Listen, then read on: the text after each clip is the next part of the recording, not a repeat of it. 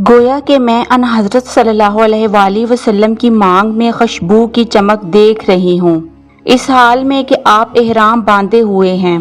صحیح بخاری حدیث نمبر 271۔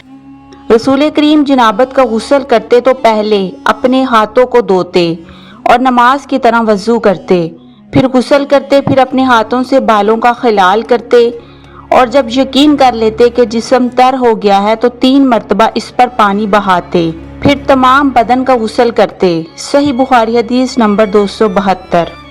اور حضرت عائشہ رضی اللہ عنہا نے فرمایا کہ میں اور رسول کریم ایک برتن میں غسل کرتے تھے، ہم دونوں اس سے چلو بھر بھر کر پانی لیتے تھے۔ صحیح بخاری حدیث نمبر 273۔ رسول اللہ نے غسل جنابت کے لیے پانی رکھا، پھر آپ نے پہلے 2 یا 3 مرتبہ اپنے دائیں ہاتھ سے بائیں ہاتھ پر پانی ڈالا، پھر شرمگاہ دھوئی، پھر ہاتھ کو زمین پر یا دیوار پر 2 یا 3 بار رگڑا، پھر کلی کی اور ناک میں پانی ڈالا اور اپنے چہرے اور بازوؤں کو دھویا، پھر سر پر پانی بہایا اور سارے بدن کا غسل کیا، پھر اپنی جگہ سے سرک کر پاؤں دھوئے۔ حضرت میمونہ رضی اللہ عنہا نے فرمایا کہ میں ایک کپڑا لائی تو آپ نے اسے نہیں لیا اور ہاتھوں ہی سے پانی جھاڑنے لگے۔ صحیح بخاری حدیث نمبر 274۔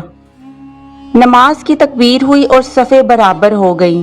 لوگ کھڑے تھے کہ رسول کریم اپنے حجرے سے ہماری طرف تشریف لائے۔ جب آپ مصلی پر کھڑے ہو چکے تو یاد آیا کہ آپ جنبی ہیں، بس آپ نے ہم سے فرمایا کہ اپنی جگہ کھڑے رہو اور آپ واپس چلے گئے۔ پھر آپ نے غسل کیا اور واپس ہماری طرف تشریف لائے تو سر سے پانی کے قطرے ٹپک رہے تھے۔ آپ نے نماز کے لیے تکبیر کہی اور ہم نے آپ کے ساتھ نماز ادا کی۔ صحیح بخاری حدیث نمبر 275۔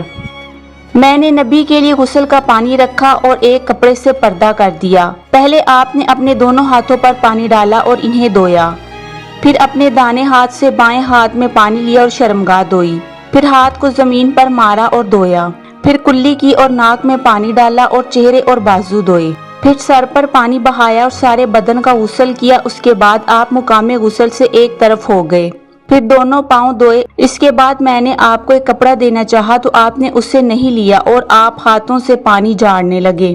صحیح بخاری حدیث نمبر 276۔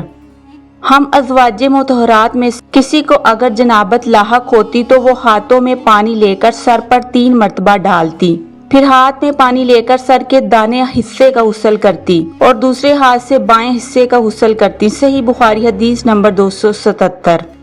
آپ نے فرمایا بنی اسرائیل ننگے ہو کر اس طرح نہاتے تھے کہ ایک شخص دوسرے کو دیکھتا، لیکن حضرت موسیٰ علیہ السلام تنہا پردہ سے غسل فرماتے۔ اس پر انہوں نے کہا کہ باخدا موسیٰ کو ہمارے ساتھ غسل کرنے میں صرف یہ چیز مانع ہے کہ آپ کے خصے بڑے ہوئے ہیں۔ ایک مرتبہ موسیٰ علیہ السلام غسل کرنے لگے اور آپ نے کپڑوں کو ایک پتھر پر رکھ دیا، اتنے میں پتھر کپڑوں کو لے بھاگا اور موسیٰ علیہ السلام بھی اس کے پیچھے بڑی تیزی سے دوڑے۔ آپ کہتے جاتے تھے اے پتھر میرا کپڑا دے، اے پتھر میرا کپڑا دے۔ اس عرصہ میں بنی اسرائیل نے موسیٰ علیہ السلام کو ننگا دیکھ لیا اور کہنے لگے کہ باخدا موسیٰ کو کوئی بیماری نہیں، اور موسیٰ علیہ السلام نے کپڑا لیا اور پتھر کو مارنے لگے۔ ابو ہریرہ نے کہا کہ باخدا اس پتھر پر 6 یا 7 مار کے نشان باقی ہیں۔ صحیح بخاری حدیث نمبر 278۔ ایک بار ایوب علیہ السلام ننگے غسل فرما رہے تھے کہ سونے کی ٹڈیاں آپ پر گرنے لگی۔ حضرت ایوب علیہ السلام انہیں اپنے کپڑے میں سمیٹنے لگے، اتنے میں ان کے رب نے انہیں پکارا کہ اے ایوب، کیا میں نے تمہیں اس چیز سے بے نیاز نہیں کر دیا جسے تم دیکھ رہے ہو؟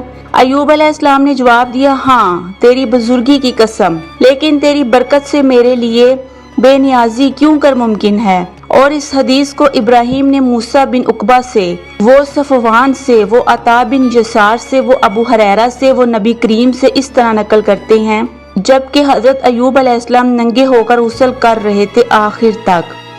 صحیح بخاری حدیث نمبر 279۔ میں فتح مکہ کے دن رسول اللہ کی خدمت میں حاضر ہوئی تو میں نے دیکھا کہ آپ غسل فرما رہے ہیں اور فاطمہ رضی اللہ عنہا نے پردہ کر رکھا ہے۔ نبی اکرم نے پوچھا یہ کون ہے؟ میں نے عرض کیا میں ہانی ہوں۔ صحیح بخاری حدیث نمبر 280۔